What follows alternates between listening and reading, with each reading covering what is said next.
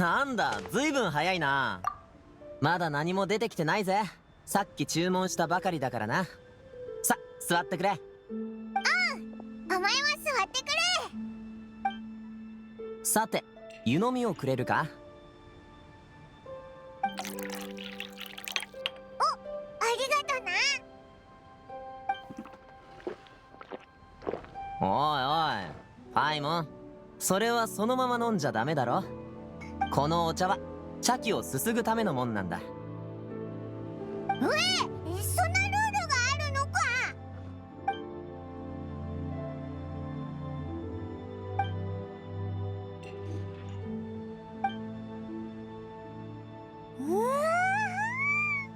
うまそうなもんがこんなにたくさん。まだ朝ごはんだっていうのに。これが俺らの食文化なのさ。俺もザオ茶を取ったらだいたいいつも昼飯を食べないんだ。そういうことなら安心だぜ。じゃあおいらも全力でたくさんお腹の中に詰め込んでやるぞ。好きなだけ食べてくれ。足りなかったらもっと頼むからな。あと豚水もあるぞ。普段朝は食べないんだけど、せっかく2人がいるから一通り頼んどいた。お前は味はどうだ。もう少し海鮮粥をよそうか。おいらはおかわりだ。たっぷり入れてくれ。エビは多めでな。よろしく。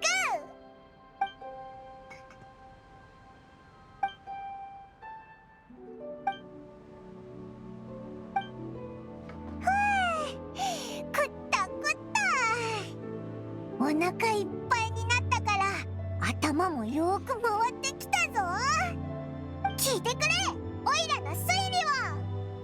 ガミンはオイラたちをこんないい店に招待して高いものをいっぱいごちそうしてくれた。たった3人しかいないのに大きなテーブルの上がぎゅうぎゅうになるまで頼んでる。つまりこいつは隠れた大富豪の坊ちゃんなんだ。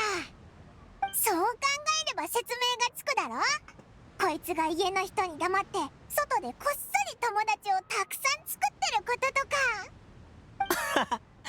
まるで行く秋みたいだな。ゆくあきのことを知ってんのか。本当に知り合いが多いんだな。荷物を運んでるとよくいろんな噂が聞こえてくるんだ。自分の目と耳で判断する必要があるけどな。嘘か本当かは。で、最終的には自分で確かめに行く。これが一番重要でもある。ほんと何でもできちゃうんだな、ガミンの坊ちゃんは。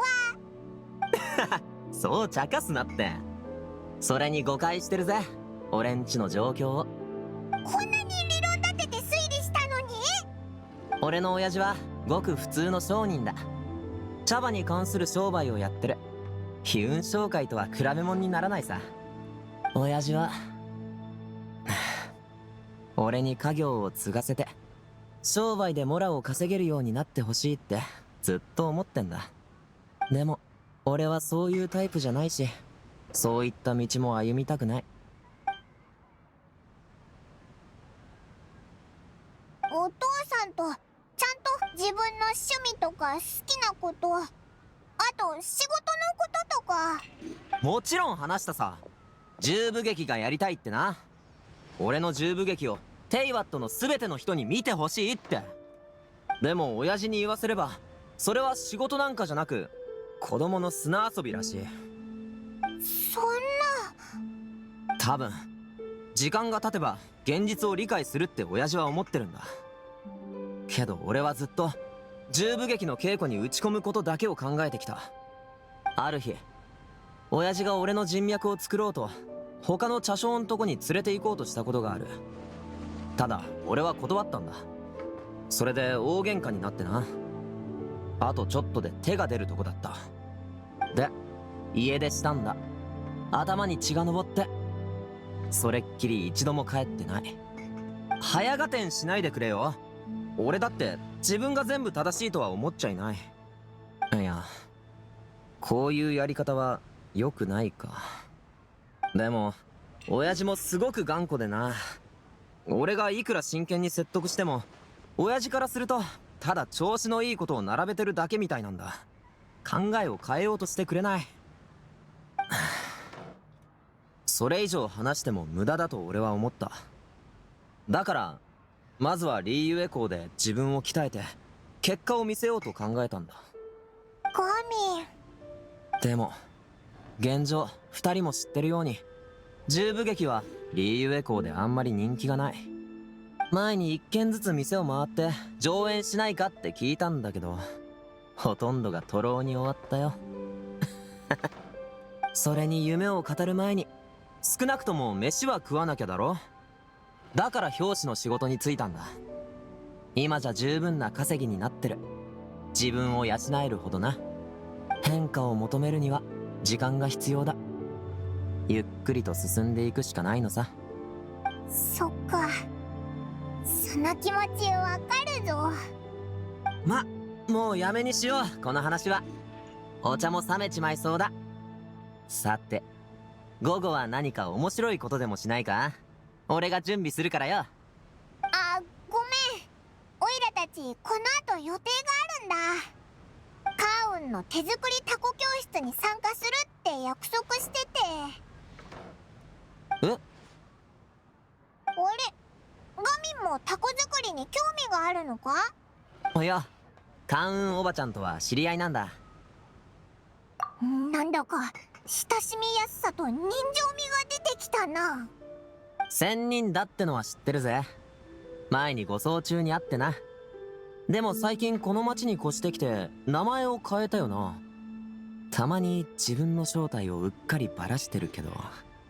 そういえばこないだ俺んとこに来て蛍光染料について聞いてきたな。待った、まさかタコに使うつもりなのか、あの蛍光染料。何かまずいのか？ああ、タコの素材紙に使うのと布に使うのとではわけが違うんだ。おばちゃんなんで言ってくれなかったんだよ。あいつって時々そういうとこあるもんな。みんなが苦労して作ったタコを台無しにしたらまずい。俺もついてくぜ。配合を調整しないと。よし、じゃあ一緒に行こうぜ。人は多い方が賑やかでいいしな。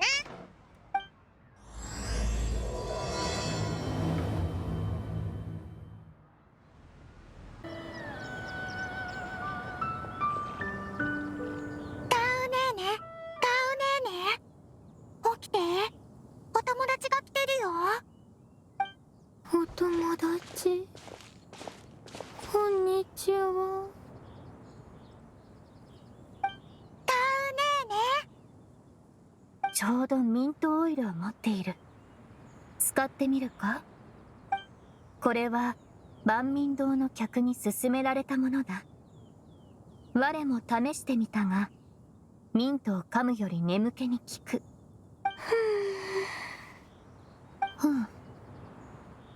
失礼。待って、神格ねーね、そこは。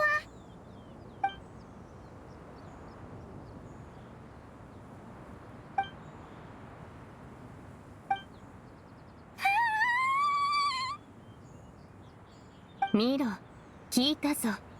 目を覚ました。カウネーネ、大丈夫？お水飲む？何か口に入れて調子を整える？大丈夫です。ただ全身に寒気が。そんなに効果抜群だったか？寒気、どうしよう。師匠は心静かなればおのずと涼しいって言ってたし、逆にカウネーネの心を弾ませてあげたらいいのかな。その言葉、ちょっと使い方が違う気がするぞ。少し良くなってきました。先ほどは寝てしまっていたのでしょうか。いつの間にかお昼寝の時間になっていたのかもしれません。昨夜はあまり寝てないのか？カーンはそうなることが多い。主も万民堂の店員になれば毎日10時ちょうどに退勤できる。そういうわけには。おや、すみません。私が聞き逃してしまっていたのなら失礼なのですが、こちらの方は。俺のことか？俺はガミン、氷局の氷師だ。ガミンさん、その名前には覚えがありますね。総務士の人から聞いたことがあります。仕事の合間でも積極的に皆さんのお手伝いをたくさんされているんですよね。ちょっと照れるな。私はカーウ。こちらは神格で、この子がヨーヨです。お、よろしくな。会えて嬉しいぜ。そういえばみんなカウンおばちゃんのタコ教室に参加するのか？タコの作り方を学ぶんだよな。我はそうだ。タコ作りもタコ揚げもどちらもしたことがないが、師匠が教えてくれるのなら我は学びたい。お友達と一緒にタコ揚げの大会に参加したいんだ。それに自分で作ったタコの方が思い出になるでしょ。お前のお友達は来ないのか？ナナはね、ここ数日白先生と一緒に忙しくしてるみたい。だから最終日に会いに行ってびっくりさせようと思ってるの。あ、そうそう、今日は包帯とお薬を持ってきたんだ。竹串をいじってると指を切りやすいからね。備えあれば憂いなしだよ。お、気が利くんだな。私は皆さんほど熱心に学びたいわけではありません。もともとは出来合いのタコを買って解凍祭当日に皆さんと一緒に街の賑やかな雰囲気を楽しもうと思っていました。ただ龍雲神君はいつも私たちのことを気にかけてくれています。自分のことよりも私たちのことを大切にしていて、一番いいものを常に持たせたいと考えてくださっているんです。ですから龍雲神君の親切心と苦労を無駄にはしたくないと思いまして。ですが目的は違えど私も全力で取り組むつもりです。みんな偉いな。で、こんなに話してるのに当のカウンはどこにいるんだ？まったく、こらえ性がない声でわらわを呼ぶのは誰だ？おいらだ！って聞いてたのかよ！師匠は途中で近魚焼きをたくさん買ってたんだ。みんなで分けて食べよう。まだ温かいよ。ごめんなさい、船長のお姉さん。お前って一番賢くて一番すごい、誰よりも綺麗な仙人だぞ。おいらの分もあるよな。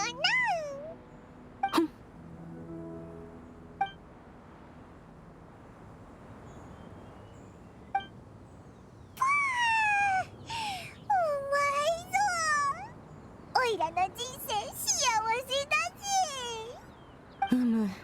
こうしてみると生徒の人数はそこそこおるな。半分けをしよう。皆各自で相方を見つけてくれ。材料は全部ここにある。普通の染料と蛍光染料には別々の札が貼ってあるから、必要に応じて取るといい。タコ作りの具体的な手順とコツについては先ほど食べながら解説した通りだ。何か質問のあるものは？おいら、食べるのに夢中で聞いてなかったぞ。いつも頼りになるぜ。ありがとな、旅人。わらわは木陰で休んでおる。何か困ったことや話したいことがあればいつでも声をかけるとよい。急いで作り始める必要もないし、まずは他の人の状況を見てみようぜ。神お兄ちゃん、一緒に作らない？え、俺も作るのか？染料を調整するだけだとてっきり思ってたが。あれ、タコに興味ないのか？お前らしくないな。いや、そういうわけじゃなくてだな。ただ簡単には説明できそうにない。ま、俺も作るとするか。そうだな。なら蝶々がいいかもな。そうだ、双玉はどんな絵柄がいい？芸獣がいい。そっくりに作るのは難しいんじゃないか？挑戦してみたい。だって芸獣かわいいんだもん。よし、じゃあそれにすっか。竜おばちゃん、ほら見て、こんな感じ。悪くない。骨組みがしっかりしておる。この模様はもしや山柄か？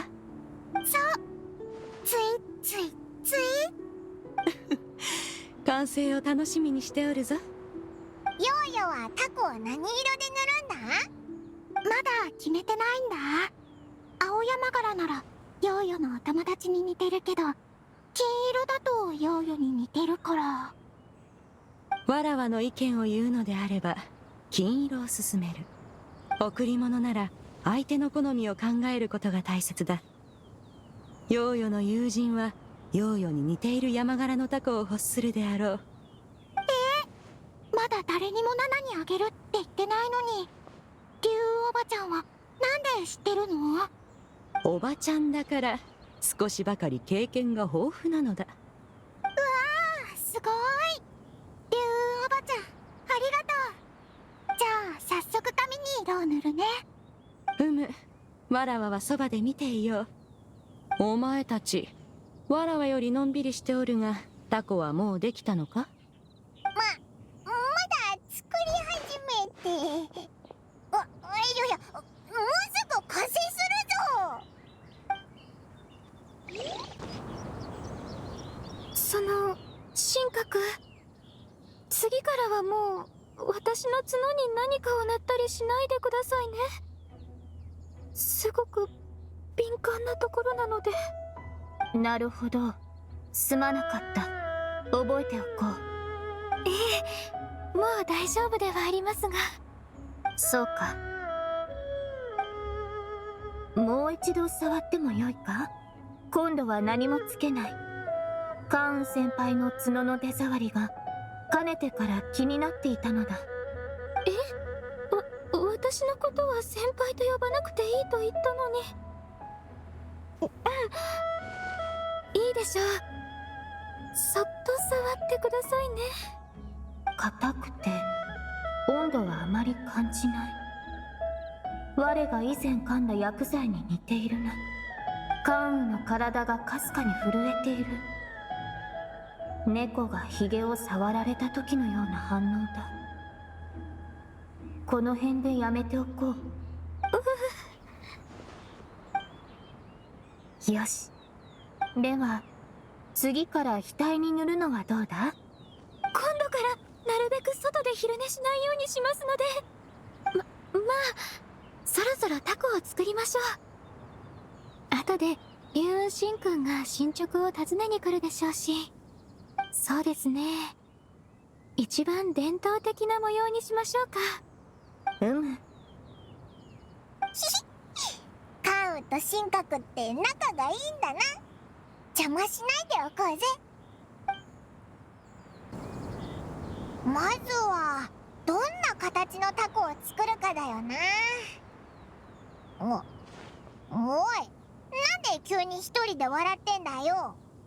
まあなんとなく予想してたけど、オイラのタコならお前が道に迷わないように、それから途中でうまいもんとか面白いこととかに出会えるように見守ってやれるぞ。でもそれだけじゃちょっと芸術的な加工が足りないような。よし、ここはもっと思いっきり行こうぜ。パイモンダコの意味はズバリ旅人の守護神だ。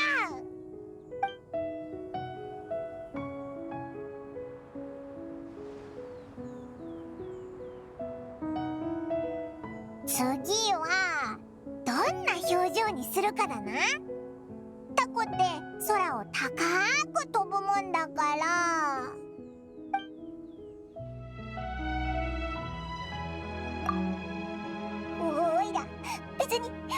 ことをしたせいで空を飛ばされてるわけじゃないぞみたいな感じか。よし、決まりだな。早速作業に取り掛かろうぜ。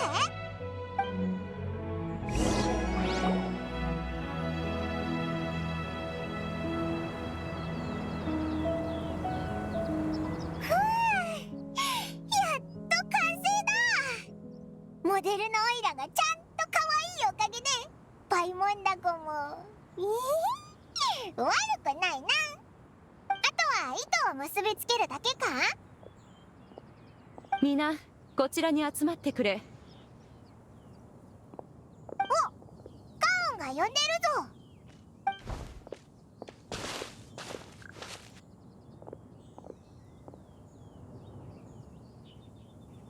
さあわらわに見せてみるといい。カウネーネと神格ネーネのタコはツバメ飛びなんだね。すっごく綺麗。色も師匠の色と似てる。尾の部分を閉じればそっくりだな。あれ、よく見ると羽の色がはみ出てるところがあるぞ。もしかしてカオが色を塗るときにうっかり寝ちゃったのか。そこは我が塗った。じっと髪を見つめながら思案していたが、師匠の他には鳥の色が思い浮かばなかった。鶴の姿の師匠と過ごした時間が長かったからだろうか。人間の姿を前にしても青と白の混じった色合いのみが思い浮かんでしまう。おー、そう言われるとオイラまでそのイメージが目に浮かんでくるぞ。そうであろう。それでいっそのこと目を閉じて記憶に導かれるままに筆を動かした。マジかよ。目を閉じてても絵が描けるなんて、これぞ仙人の弟子ってやつか。わらわを思う神格の気持ち嬉しく思うぞ。ガミンさんと僧侶の芸獣のタコはとても凛々しいですね。空を飛ぶ姿はきっと迫力満点だと思います。目と耳が光るんだ。夜になれば光ってるのが見えるはずだよ。ヨーヨの金山柄もすごくかわいい。パン、龍雲おばちゃんの大季節物のおかげだよ。旅人のタコはじゃじゃーん、これだ。パイモンによく似ている。なんでそう思うんだ。以前旅人が自分の皿の肉が一つ減ったことに首をかしげていた時、主はまさにこのような表情だった。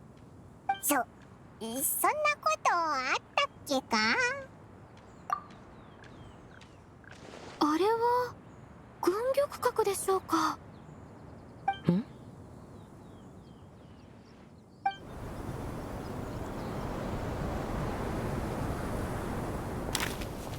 よくもわらわの縄張りで許可もなく堂々とタコを。なかなかの度胸だ。しかもなんという粗悪なからくり。これほどの肝っ玉の持ち主、わらわが出迎えてやらねばな。お前たちは糸を結びつける作業を続けている。わらわはすぐ戻ってくる。シンくん、旅人さんにパイモンさん、龍雲シンくんについていっていただけませんか。師匠大丈夫かな。いえ、そうではなく、タコの持ち主が心配なのです。ふむ、フォンテーヌのからくり装置は実に奥が深い。感心しておる場合ではなかろう。どうするのだ。少し気をそらした間にタコが見えなくなったぞ。そう慌てる必要はない。最後にタコを目で追った時、どこへ向かったか覚えておるか。奥蔵さんの方に飛んでいったはずだが。はあ、まさかとは思うが、なんとなく嫌な予感が。考えすぎだ。今頃龍雲は町で弟子の世話をしておるか、洞府にこもって研究に没頭しておるはず。タコに気づくわけがない。しかし風がなくとも飛ぶ仕組みは実に興味をそそられる。からくりの観点で言えば龍雲の仕掛けの術にも引けを取らないのではないか。気をつけろ。万が一龍雲の耳に入れば、借りているからくり調理神器を即刻回収される。お尋ねしますが、このタコはお二方のものでしょうか？だから言ったであろう。どうするんだ。我を見るな。タコは二人の合意のもと一緒にあげたものではないか。リスイ、黙ってないで何か気の利いたことを言え。我が言っても火に油を注ぐだけだ。黙ってこの場を離れるのが得策であろう。さっさと行くぞ。一時的にしのげても長くごまかすことはできぬだろう。そもそも我々の正体が見破られているのではないか。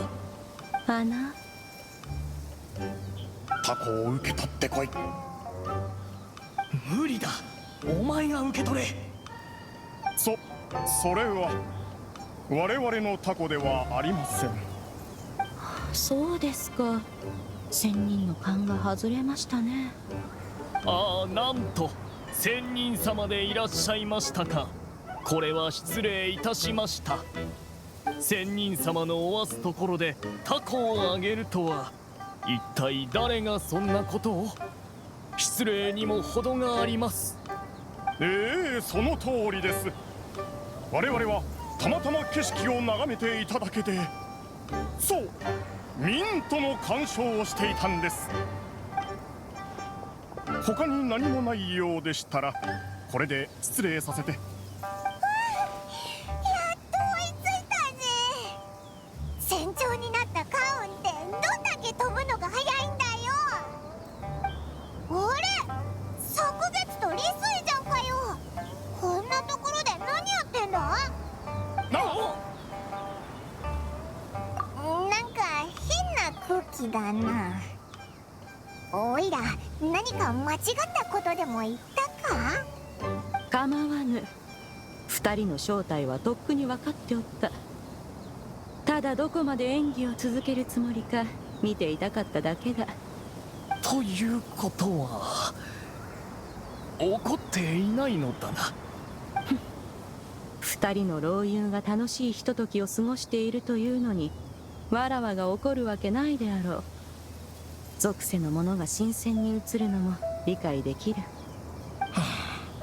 祭りの雰囲気に浮かれてしまってな。せっかくだからと近頃の流行り物に触れてみようと思ったのだ。しかし我々は龍雲のように仕掛けの術に明るいわけではない。故に良いタコを作るのも至難の業で、手っ取り早い方法を探すしかなかった。龍雲の仕掛けの術といえば、上では風と雲を操り、下では波をも呼び寄せる。この世で危険を許さぬその妙義を我々はよく知っておるぞ。客人を待たせておるゆえ先に失礼するぞ。二人ともまた後日会おう。旅人パイモン、しっかりついてこい。また飛ぶのかよ。行ったり来たりで息をつく暇もなかったぞ。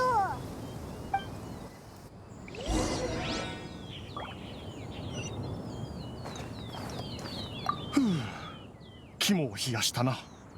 ところでタコ揚げはどうする？やめることもなかろう。場所を変えればいい。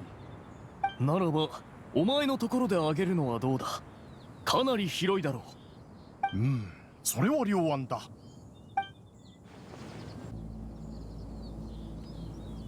戻ってきた。もう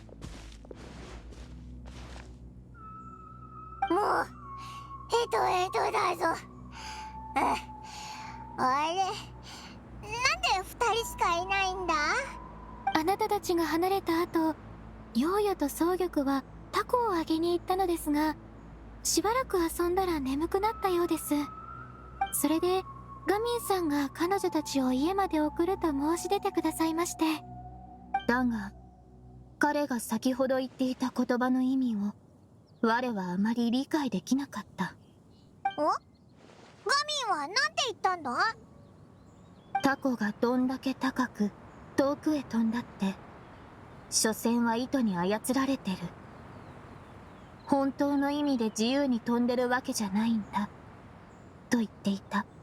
この言葉を口にした時の彼は寂しそうな顔だった。確かにガミンさんはタコに対して少し変わった思いを抱いているような気がします。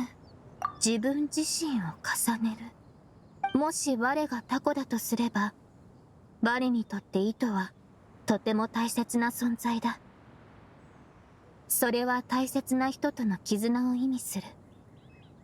神格？そのつながりはとても細く遠く離れたものではあるが、もし糸がなければ我は帰るべき場所を失ってしまうだろう。主の言うようにガミンがタコに自分自身を重ねているのだとしたら、なおさら理解に苦しむ。人それぞれ立場や経歴、考え方は異なりますからね。これもよくあることです。辛いものを好む人もいれば、辛いものには一切口をつけられない人がいるのと同じようにか。ええ。だからこそお互いを理解し合い、寛大な心で接し合うのが大事なんです。何の話だ。寛大な心がどうのこうのと聞こえたが、話に入り損ねたようだ。ただの雑談だぞ。カーオンってほんとどんな情報も聞き逃さないんだな。そういやどこ行ってたんだ？少しばかり料理の腕を振るっていた。もう日が暮れる。休養がなければ残って食事をとっていくといい。龍雲神君の手料理をいただくのは久々ですね。心配無用だ。肉も野菜も揃っておる。お前たちの食の好みをわらわが知らぬわけなかろう。ダメザオ茶とチコ魚焼きはとっくに消化したからな。神格、カウン、ついてきてくれ。なんでコソコソするんだよ。まさか二人にはスペシャルメニューがあるとかじゃないよな。料理を運ぶならオイラたちも手伝うぞ。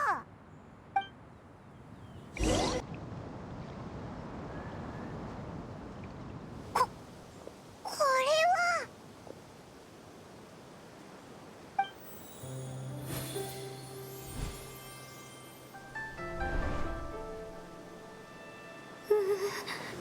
足に風が当たって寒いですし、なんだか恥ずかしいです。髪飾りはちゃんと止められたでしょうか。出る前に龍雲神君にもう一度見てもらえばよかった。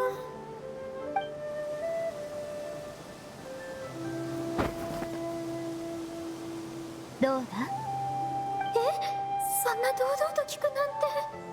カーンもすっごく綺麗だぞ。なんていうか端正で上品でお前たちにぴったしだな。当然だ。リーユエで最も腕利きの裁縫師に頼んだからな。神格とカーンは最近何色を好んでおる？最近の好きな色？どうして急に色のことを？我は黒が好きだ。ふむ、わらわが手塩にかけて育てた弟子だけあって、わらわの感性を受け継いでおるな。汚れが目立たない黒の良さを最近身をもって知った。カーンはどうだ？私は黒と青、どちらも好きです。その素材、着心地も悪くないだろう。タコだけでなく、こんなに貴重な怪盗祭の贈り物までいただけるなんて。師匠に感謝する。お前たちが気に入ったのなら何よりだ。普段からそれを着るといい。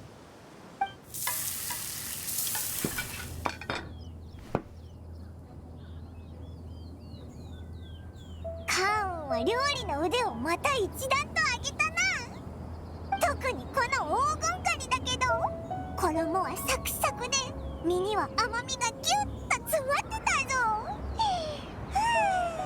たらふく食ったぜ。ガミンがいなくてよかったぞ。もしあいつがいたらきっとオイラと箸で戦うことになってたからな。ガミンにはタコのことで来てもらった上に、午後は双玉の面倒まで見てもらった。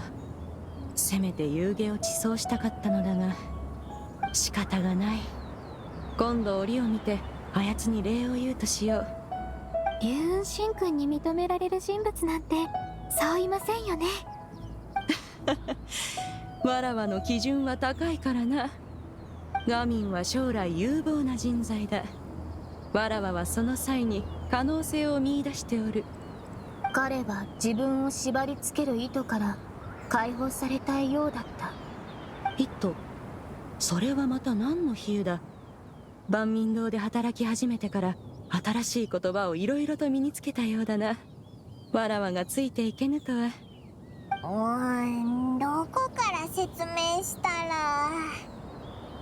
あ、カーンはガミンがお父さんとの関係で悩んでるってことは知ってるか？家族とあまり仲が良くないことは耳にしておる。実はあいつ家出してから一度も帰ってないんだ。何？そのようなことがあったのか。事の始終を詳しく聞かせてみよ。話していいのかな。あいつに怒られないといいけど。そのようなことが。これは放ってはおけぬ。怪盗祭は目の前だぞ。変化を求めるのにゆっくり進んでいく暇などあるものか。そういえば先日裁縫師を探していた時、深淵大将ミヌのことを思い出した。あやつは裁縫の天賦に恵まれておってな。生地の選定や色の組み合わせ方、服を着る者の気品を際立たせる飾りの付け方に至るまで深い造形があった。千人の集まりの場でバツナンは我々女人にこっそり不満を漏らしたことがある。ミヌが仕立ててくれた服は華やかな見た目とは裏腹に、丈が長すぎて戦う時に動きにくくて困るとな。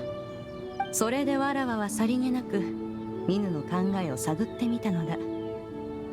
すると裾がなびく姿こそ千人の気品を感じさせる霊視だというのがあやつの持論だった。衣装や装飾品に対するミヌのこだわりは帝君さえお手上げなほどであった。その後話が脱線したな。つまるところわらわが言いたかったのは、怪盗祭は団らんを祝う祭りだということだ。まだ手を打つ時間はある。問題があれば解決するまで悔いを残さぬようにな。諸行無常、苦難や不測の出来事は招かれざる客人のごとく無常に訪れるもの。まだ若いうちは可能なら避けて通った方がよかろう。言ってることはわかるけど。龍雲神君、何か案はあるのでしょうか。ふむ、戦術を使うか否仕掛けの術。こたびの状況では出番がなさそうだな。我に何かできることはあるか？そうか、皆の力に頼るのも悪くない。妙案を思いついたぞ。まずはこのようにして皆はどう思う？いいと思うぜ。絶対成功させような。わらわの計画が成功しないわけなかろう。ではおのおの準備を済ませ2日後に合流するとしよう。それまでゆっくり休息を取るといい。